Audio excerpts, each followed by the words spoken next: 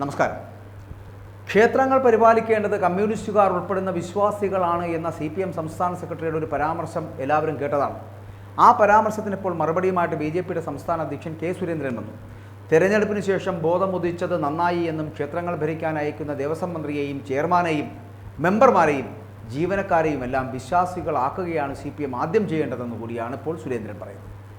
ശ്രീകോവിലിൽ നട തുറക്കുമ്പോൾ പിന്തിരിഞ്ഞു നിൽക്കുന്നവരെയും തീർത്ഥം വാങ്ങാൻ അറപ്പുള്ളവരെയും ദേവന കൈകൂപ്പാൻ മടിയുള്ളവരെയും ഒക്കെ ഒന്നും ക്ഷേത്രങ്ങളിലേക്ക് അയക്കരുത്, ഇനിയും ഹിന്ദുക്കളുടെ ക്ഷമ പരീക്ഷിക്കരുത് എന്നുകൂടി സുരേന്ദ്രൻ പറയുന്നുണ്ട്.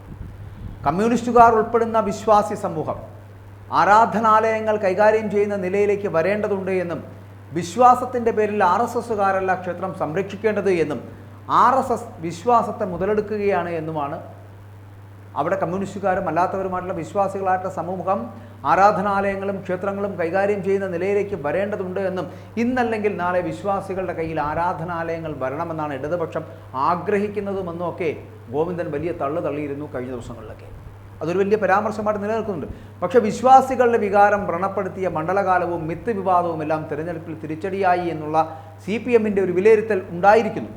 മണിക്കൂറുകൾ കാത്തു നിന്നിട്ടും മല ചവിട്ടാൻ സാധിക്കാതെ വന്നതോടെ പന്തളത്തെയും പമ്പയിലെയും ക്ഷേത്രങ്ങളിലെത്തി മാലയൂരി കണ്ണീരോടെ മടങ്ങാൻ ഭക്തരെ പ്രേരിപ്പിക്കുന്ന ഘട്ടമെത്തിയിരുന്നു. ശബരിമലയിൽ ആവശ്യത്തിന് സൗകര്യങ്ങൾ ഒരുക്കുവാനോ തിരക്ക് നിയന്ത്രിക്കുവാനോ സർക്കാരിനും മറ്റു സംവിധാനങ്ങൾക്കും കഴിയാത്ത സാഹചര്യമുണ്ടായി. ഹൈക്കോടതി പോലും ഇടപെട്ടെങ്കിലും മണ്ഡലകാലം അവസാനിക്കും വരെ ഭക്തരുടെ ദുരിതത്തിന് അറുതിയില്ലായിരുന്നു. മണിക്കൂറുകളോളം അയ്യപ്പ ഭക്തർ വെള്ളം പോലും കിട്ടാതെ കാത്തു നിൽക്കേണ്ട സാഹചര്യം വരെ ഉണ്ടാക്കിയെടുത്തു ഇക്കുറി ആ ശബരിമലയിൽ. തിരഞ്ഞെടുപ്പ് തോൽവിയിൽ നിന്നും കരകയറാൻ വിശ്വാസി സമൂഹത്തെ കൂടുതൽ അടുപ്പിച്ചു നിർത്താൻ CPM ക്ഷേത്രങ്ങൾ കേന്ദ്രീകരിച്ച് അടക്കം കൂടുതൽ പ്രവർത്തനങ്ങളിലേക്ക് നീങ്ങുകയാണ് CPM എന്ന് പറയുന്നത്. ഇക്കാര്യമൊക്കെ വ്യക്തമാക്കി പാർട്ടി സെക്രട്ടറി ഗോവിന്ദൻ രംഗത്ത് വരികയും ചെയ്തു. അതാണ് ഞാൻ ആദ്യം സൂചിപ്പിച്ചത്.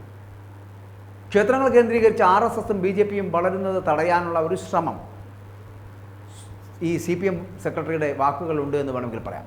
അതായത് ക്ഷേത്രങ്ങളും ആരാധനാലയങ്ങളും വിശ്വാസികളുടേതാകണമെന്നാണ് MV ഗോവിന്ദൻ പറയുന്നത്. വിശ്വാസികളോടൊപ്പം നിൽക്കുന്നതാണ് ഇടതുപക്ഷ നിലപാടെന്ന് പറയുന്നു. അവിശ്വാസികളോടൊപ്പം നിൽക്കും.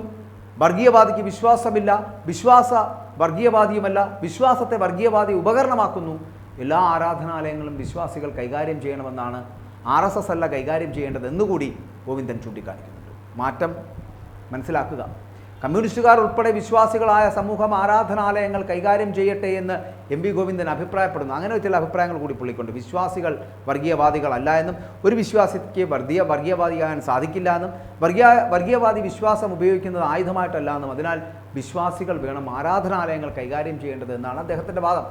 വിശ്വാസികളോടൊപ്പം അവിശ്വാസികളോടൊപ്പം ഒക്കെ നിൽക്കുന്ന നിലപാട് ഇടതുപക്ഷത്തിനുള്ളതാണ്. വിശ്വാസികളും അവിശ്വാസികളും നിലനിൽക്കുന്ന ജനാധിപത്യ സംവിധാനമാണ് രാജ്യത്ത് ഉണ്ടാകേണ്ടതെന്ന് MV ഗോവിന്ദൻ പറയുന്നു. ഇടതുപക്ഷത്തിൻ്റെ പരമ്പരാഗത വോട്ട് ചോർന്നിട്ടുണ്ട്. UDFൻ്റെ വോട്ടും അത്തരത്തിൽ ചോർന്നിട്ടുണ്ട്. അത് പ്രധാനമായിട്ടും പോയത് BJPയിലേക്കാണ് എന്നുള്ള വാദം കൂടി അദ്ദേഹം പറയുന്നു. അതായത് സംസ്ഥാന സർക്കാരിൻ്റെ വികസനം തടസ്സപ്പെടുത്തുമെന്ന കോൺഗ്രസിൻ്റെയും BJPയുടെയും ഒക്കെ നയം ഈ വോട്ടിനെ ബാധിക്കുകയും ഇടതുപക്ഷ പ്രവർത്തകർ അത് അടക്കം കണ്ട് തിരുത്തേണ്ട ഒരു സാഹചര്യത്തിലാണ് നമ്മൾ തിരുത്തണമെന്നും മുതലാളിത്തത്തെ ജീർണതയിലേക്ക് നയിക്കേണ്ട കാലഘട്ടമാണ് എന്നും ഒരു വലിയ ശുദ്ധികലശം നടത്തുക, അധ്വാനിക്കുന്ന ജനവിഭാഗങ്ങളിൽ അസംതൃപ്തി ഉണ്ടാക്കിയ കാര്യങ്ങൾ തിരുത്തുക, അതിനുശേഷം ശക്തമായി തിരിച്ചു വരിക. കുടിശ്ശികകൾ കൊടുത്തു തീർക്കേണ്ടതാണ്, അത് സർക്കാരാണ് ശ്രദ്ധിക്കേണ്ടതും. മുൻഗണന കൊടുക്കേണ്ട കാര്യങ്ങളെക്കുറിച്ച് സർക്കാർ അടക്കം ശ്രദ്ധിക്കേണ്ടതുണ്ട് എന്നുകൂടി ഗോവിന്ദൻ മാസ്റ്റർ പറഞ്ഞു വെക്കുന്നുണ്ട്. പക്ഷേ ഗോവിന്ദൻ മാസ്റ്റർ പറഞ്ഞു വെക്കുന്ന കാര്യങ്ങൾ എന്തുകൊണ്ടാണ്? ക്ഷേത്രങ്ങൾ പരിപാലിക്കേണ്ട കാര്യങ്ങൾ കമ്മ്യൂണിസ്റ്റുകാർ ഇടപെട്ടത് എന്തുകൊണ്ടാണ്? ക്ഷേത്രങ്ങൾ പരിപാലിക്കുക, വിശ്വാസികളെ അവരോടൊപ്പം ചേർത്ത് നിർത്തുക എന്നുള്ളത് ഈ 2024 തകർപ്പൻ പരാജയത്തോടുകൂടി കണ്ടുപിടിക്കപ്പെട്ട ഒരു സംവിധാനമാണിത്. ഗണപതിയെ മിത്ത് എന്ന് പറഞ്ഞ് ആക്ഷേപിച്ചപ്പോഴും ശബരിമലയിൽ സ്ത്രീകളെ പ്രവേശിപ്പിക്കണമെന്ന് പറഞ്ഞുകൊണ്ട് ആക്രോശിച്ചപ്പോഴും ഒന്നും ഇവിടെ പ്രതികരിച്ച ഹിന്ദുക്കളുടെ സ്വരം നിങ്ങൾ കേട്ടില്ല. അന്നവർ പറഞ്ഞത് നിങ്ങൾ മനസ്സിലാക്കിയില്ല. പക്ഷേ ഇപ്പോൾ വളരെ കൃത്യമായി നിങ്ങൾ മനസ്സിലാക്കുന്നുണ്ട്. 2019 19 സീറ്റുകൾ നേടി അന്ന് UDF ഈ കമ്മ്യൂണിസ്റ്റുകാരുടെ കോട്ടകൊത്തളങ്ങളിലെല്ലാം വിള്ളലുകൾ വീഴ്ത്തിയപ്പോഴും മനസ്സിലാക്കിയില്ല. എന്തുകൊണ്ടാണ്? ഈ 2024 അതേപോലെ തന്നെ 18 മണ്ഡലങ്ങളിൽ UDF വിജയിച്ചു കയറിയപ്പോഴും ഇവർക്ക് മനസ്സിലായില്ല. എന്തുകൊണ്ടാണ്? ഇപ്പോഴാണ് അവർക്ക് തിരിച്ചറിവുണ്ടാകുന്നത്. തെറ്റ് സംഭവിച്ചത് അവർക്ക് തന്നെയാണ്. വിശ്വാസികളെ നമ്മിൽ നിന്നും അകറ്റിയതുകൊണ്ടും വർഗബോധമുള്ളവരെ നമ്മുടെ പാർട്ടിയിൽ നിന്ന് അടർത്തി മാറ്റിയതുകൊണ്ടും നശിച്ചുപോയ ഒരു പ്രസ്ഥാനമായി CPM മാറി എന്നുള്ളൊരു കണ്ടെത്തലിലേക്ക്, തിരിച്ചറിവിലേക്ക് ഗോവിന്ദനും ഗോവിന്ദൻ്റെ പാർട്ടിയും എത്തുന്നു എന്നുള്ളതാണ്. പക്ഷേ ഇതൊക്കെ ഇവർ തിരിച്ചറിയുമ്പോഴും ഇതൊന്നും തിരിച്ചറിയാതെ ആയി പോകുന്ന പിണറായി വിജയനെ തിരുത്താൻ പോലും കഴിയാത്തൊരു പ്രസ്ഥാനമായി തരംതാണു പോകുന്നുണ്ട് CPM എന്നുള്ളത് ഗോവിന്ദൻ മറക്കാതിരിക്കുക. അതുകൊണ്ട് ക്ഷേത്രങ്ങൾ എങ്ങനെയായിരിക്കണമെന്നും വിശ്വാസികൾ ക്ഷേത്ര സംരക്ഷകരാകണമെന്നും പറഞ്ഞ് അവരോടൊപ്പം ചേരാൻ നിൽക്കണ്ട. ക്ഷേത്രങ്ങളുടെ കാര്യങ്ങൾ ചെയ്ത് വിശ്വാസികൾ അവരോടൊപ്പം ചേർന്ന് നിന്നുകൊണ്ട് അവർ മുൻപോട്ട് പോകട്ടെ. അവിശ്വാസികളായിട്ടുള്ള കമ്മ്യൂണിസം പ്രചരിപ്പിച്ച് നടക്കുന്ന നിങ്ങളെപ്പോലുള്ളവർ അവിടെ കയറാതിരിക്കുക.